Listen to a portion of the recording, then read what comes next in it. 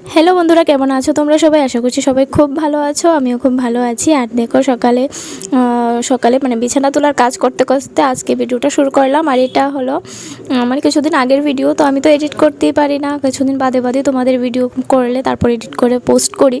তো এখানে দেখো সেদিন কি হয়েছিল, তো সকালে আমি বিছানা গোছাতে গোছাতে আমার সোনামাকে নিয়ে মানে কাজটা করছিলাম। আর যেমনি আমি মোবাইলটা অন করেছি, সোনামা দেখো মোবাইলের কাছে বারবারই চলে যাচ্ছিলো। তো এটার আমি রিল ভিডিও কিছু দিয়েছিলাম, তো বুঝতেই পারছো কতদিন আগের ভিডিও।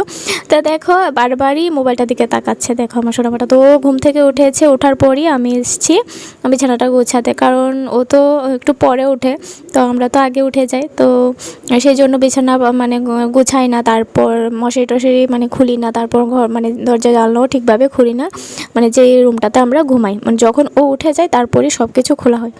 না হলে কি হয়, দরজা জানলা পুরো খুলে দিলেও তাড়াতাড়ি উঠে যায়, আর কোনো কাজ মানে কাজটা আমি শুরুই করতে পারি না, এই হলো ব্যাপার। তো যতটুকু ঘুমাই তার মধ্যে তো আমি কিছু হলে কাজ করতে পারি।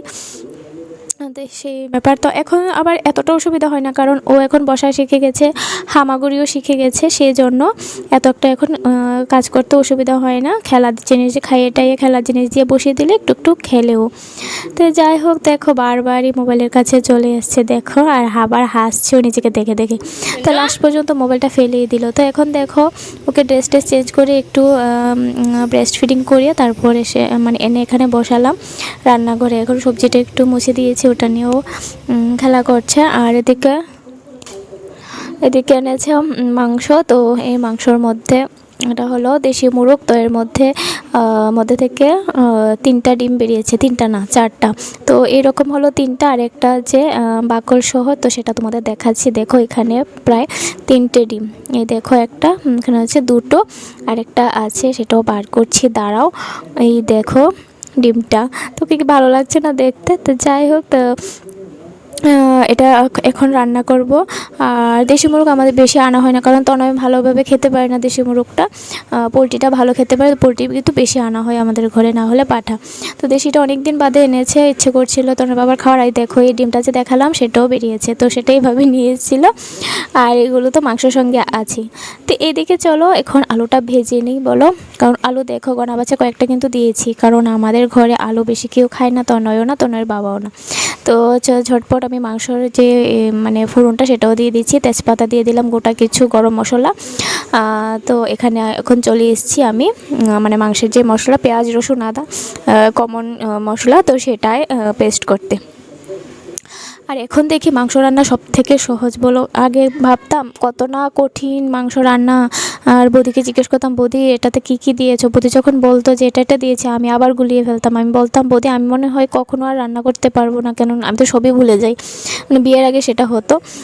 তো এখন দেখি সব কিছুই রান্নাবান্না করতে পারি। মেয়েদের তো তাই, সবাই আমার মতো সবাই আস্তে আস্তে সবাই শিখে যায়। তো এখানে দেখো তনয়ের জন্য ভাত বেড়ে নিচ্ছি, কারণ তনয় এসেছি স্কুল থেকে, তো এখন ওকে ভাত দেব। আর আজকে প্রেশার কুকারে ভাত করেছি, কারণ হচ্ছে আজকে বানাবো ফ্রাইড রাইস।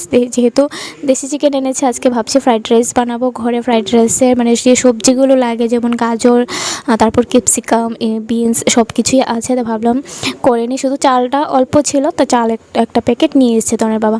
তার এদিকে তনকে ভাত দিয়ে এসে আমি এদিকে মাংস মশলাটাও কষিয়ে নিচ্ছি। আর এদিকে বারবার দেখো সোনামার দিকেও তাকাচ্ছি, কারণ ও যদি আবার পড়ে যায়। আর কি করে এখন মানে ঘর থেকে, মানে আমার তো রান্নাঘরটা বারান্দায়, তো মানে একটু নিচে, তো সেই জন্য ও মানে পড়ে যাওয়ার সম্ভাবনা থাকে, তার বারবারই দেখতে হয় ওকে, যাতে আবার উঠে না যায়, আবার না পড়ে যায়, সেটাও দেখতে হয় বারবার। তো সব দিকেই খেয়াল রাখতে হয়। তো মেয়েদের তো তাই, রান্নাও করতে হয়, বাচ্চাদেরও দেখতে হয়। তো এখানে দেখো, তবু তনুর বাবা আমাকে অনেকটা হেল্প করে, কারণ ও এখন বেশি দোকানে যায় না, বাড়িতে থেকে যদি আমার কাজ শেষ হয় তারপরে ও বেরোয়, বাড়িতে বসে কাজবাজ বেশি করে। তো যাই হোক, এখানে দেখো মাংসটা এখন দিয়ে দিলাম। তো কার কার দেশি মাংস খেতে ভালো লাগে অবশ্যই কিন্তু কমেন্ট করে জানিও। আমারও ভালো লাগে, মানে ভালো লাগে না যে তা না, ভালো লাগে, খুবই ভালো লাগে। তো অনেকদিন বাদে আজকে দেশি চিকেনটা রান্না করছি। তনুর বাবারও খুব ইচ্ছে করছিল, আমারও খুব ইচ্ছে করছিল।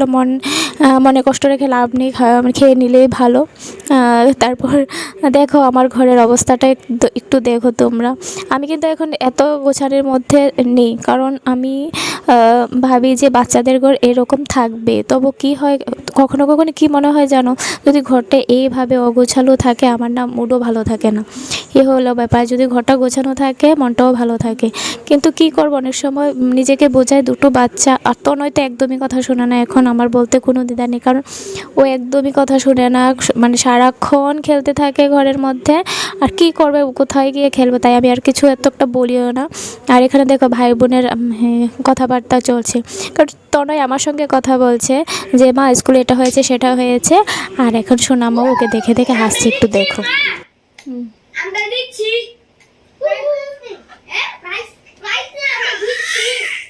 জানা জানা মা জানা জানা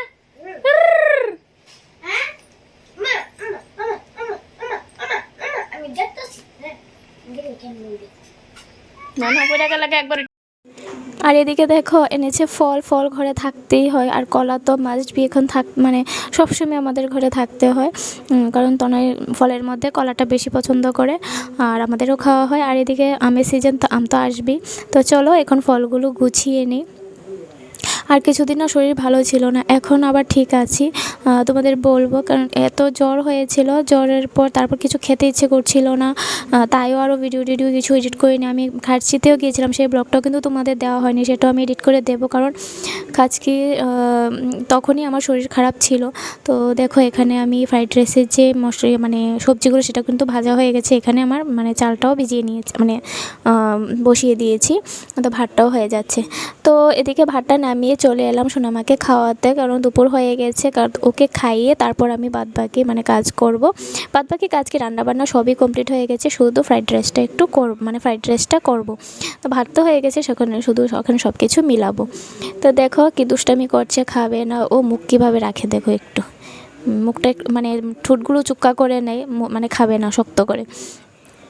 তো ওকে খাইয়ে তারপরে ফ্রাইড রাইসটা বানালাম, বানিয়ে এখন করছি, মানে সবার জন্য বাড়ছি। আর আমার ছেলে দেখো ফ্রাইড রাইস দেখে মাথায় হাত দিয়ে বলছে, ভাই দেখ মা ফ্রাইড রাইস করেছে, মানে আমার ভাইয়ের ছেলেকে গিয়ে বলছিল, ও ছিল আমাদের বাড়িতে তখন।